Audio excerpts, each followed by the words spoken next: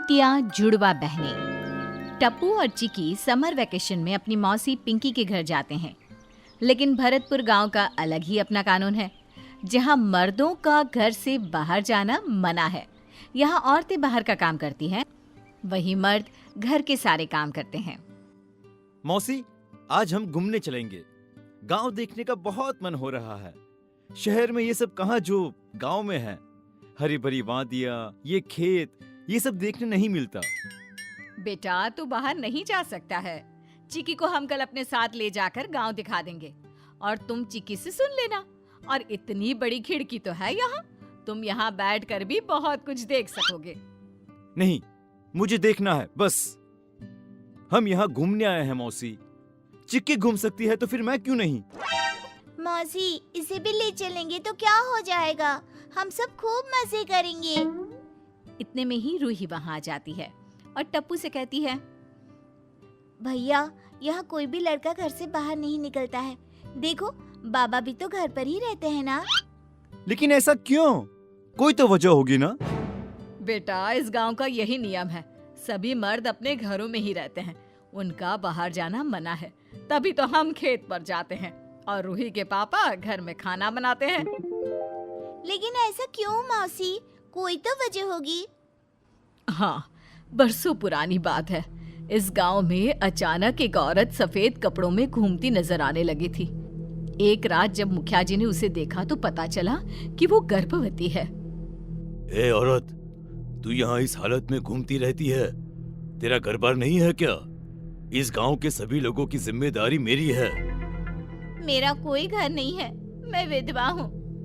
ठीक है, आज के बाद तुम मेरे घर पर रहोगे जब तक तुम्हें बच्चे नहीं हो जाते। औरत मुखिया के घर पर रहने लगी। फिर क्या हुआ? गांव के लोग मरने लगे। मुखिया को इसकी चिंता होने लगी, लेकिन किसी को समझ में नहीं आ रहा था कि क्या हो रहा है। फिर एक दिन मुखिया ने उस विधवा औरत को रात के 2 बजे गांव में देखा और उसके उल्टे पैरों को देख मुखिया की हालत खराब हो गई और वो भाग खड़ा हुआ। वो औरत नहीं, एक चुड़ैल थी। तब तक चुड़ैल मुखिया का घर छोड़ चुकी थी। अगले दिन मुखिया ने जाने माने तांत्रिकों को बुलाकर चुड़ैल को इस गांव से निकलवाने को कहा। बाबा रे, मौसी, फिर क्या हुआ? चुड़ैल पकड़ी गई?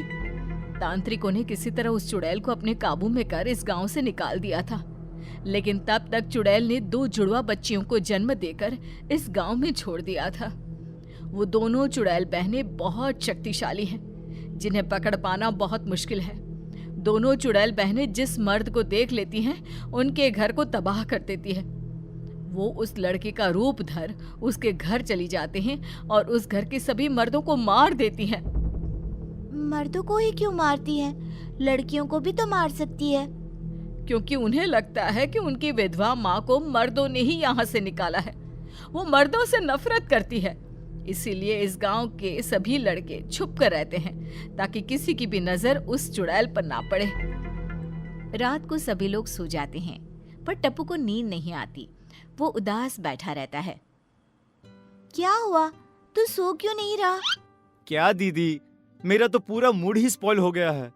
क्या सोचकर आए थे हम यहाँ पर? अब अपने दोस्तों को मैं क्या बताऊंगा? तू चिंता मत कर, मैं हूँ ना। इन चुड़ैलों में मैं विश्वास नहीं करती। कल जब मौसी नहीं होंगी और मौसा जी सो रहे होंगे, तब चुपके से हम तीनों निकल जाएंगे। तू हमारी तरह ही तैयार हो जाना ताकि किसी को तुझ पर शक ना हो। सच दीदी, कल हम जाएंगे। अगले दिन टप्पू चिक्की और रूही की तरह लड़कियों वाले वेशभूषा में तैयार हो जाता है और वो 7 गांव देखने निकल जाते हैं। उधर चुड़ैल जुड़वा बहनों को कई दिनों से कोई शिकार नहीं मिला था, इसलिए वो शिकार की तलाश में बेसब्री से बैठी थी। दीदी, किसी लड़के की खुशबू आ रही है। बहुत दिनों से कोई लड़का दिखाई नहीं दिया। हाँ चुटकी, खुशबू तो मुझे भी आ रही है, लेकिन कोई दिखाई नहीं दे रहा। दीदी, नजर गड़ाए रखना, ये मौका छूटना नहीं चाहिए। तू चिंता मत कर। इतने में ही घूमते घूमते तीनों उसी खेत पर आ जाते हैं जहां बांस के पेड़ पर दोनों चुड़ैल बहनें बैठी थी।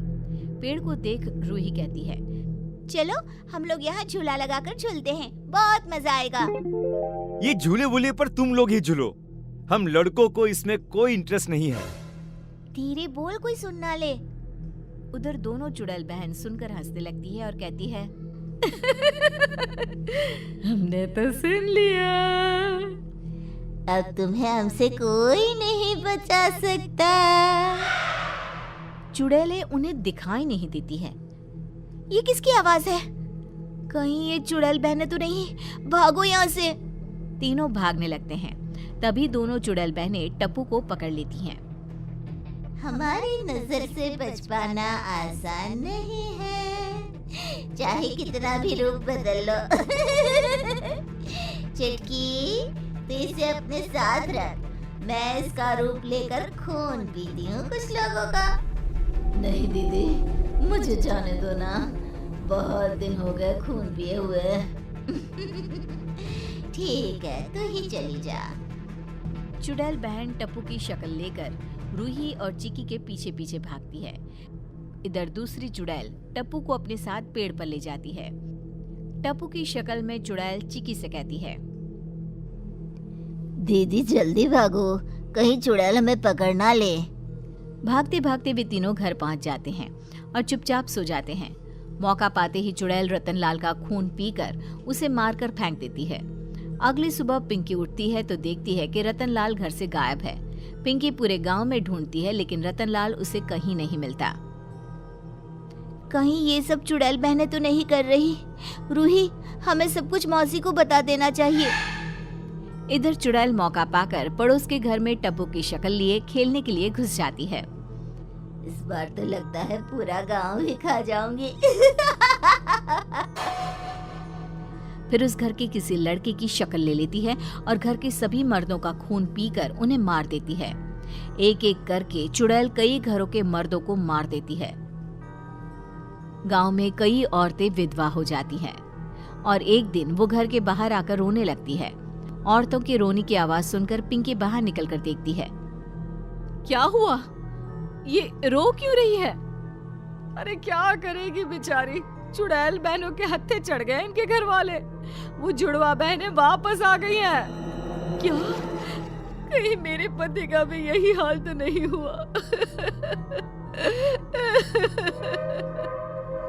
पिंकी रोने लगती है और तभी चिक्की सभी के सामने आकर सारी बात बता देती है। गांव वाले चिक्की और रूही पर भड़क जाते हैं। आप लोग चिंता मत कीजिए, इन दो चुड़ैल बहनों को तो हम जुड़वा बहनें खत्म करके रहेंगी। बस इन्हें खत्म करने की तरकीब पता चल जाए। चिक्की गांव की एक बूढ़ी औरत के पास जाती है और चुड़ैल बहनों को खत्म करने की तरकीब पूछती है। बेटा, ये लोगों को मारने का एक ही रास्ता है। भोले बाबा की मूर्ति इनसे छुआ दी जाए तो ये खत्म हो जाएंगी। ठीक है अम्मा। चिक्की और रूही लड़की की तरह तैयार हो जाते हैं और अपने हाथों में एक छोटी सी शिवलिंग रख लेते हैं और उसी खेत पर चले जाते हैं। दोनों चुड़ैल बहनें लड़कों को देखकर पगला जाती है। दीदी, अब इस टप्पू की हमें जरूरत नहीं है। आज शिकार खुद चल कर आया है हम दोनों के पास। अब इन दो लड़कों की शक्ल में हम गांव के घरों में घुस जाएंगे। हाँ चुटकी, फेंक इस टप्पू को नीचे। चुड़ैल बहनें टप्पू को नीचे गिरा देती है और टप्पू चिल्लाते हुए बिचाली पर गिर जाता है। टप्पू की आवाज सुन चिक्की और रूही पेड़ की ओर भागते हैं। तभी चुड़ैल बहनें उनके सामने आकर खड़ी हो जाती हैं। लगता है गांव में तुम नए आए हो, तभी किसी ने तुम्हें यहाँ के बारे में नहीं बताया। अब आ गए हो तो जाओगे नहीं बच के। चुड़ैल बहनें उन दोनों को मारने के लिए तैयार होती ही हैं। तभी मौका पाते ही चिक्की और रूही अपने हाथों की शिवलिंग उनके माथे पर रख देती हैं और दोनों भस्म हो जाती हैं। चिक्की टप्पू को वापस ले जाकर पिंकी के पास चली जाती है। पूरा गांव चिक्की और रूही की तारीफ के पुल बांध देता है और उनकी वाहवाही करता है और चिक्की वापस शहर लौट आती है टप्पू के साथ।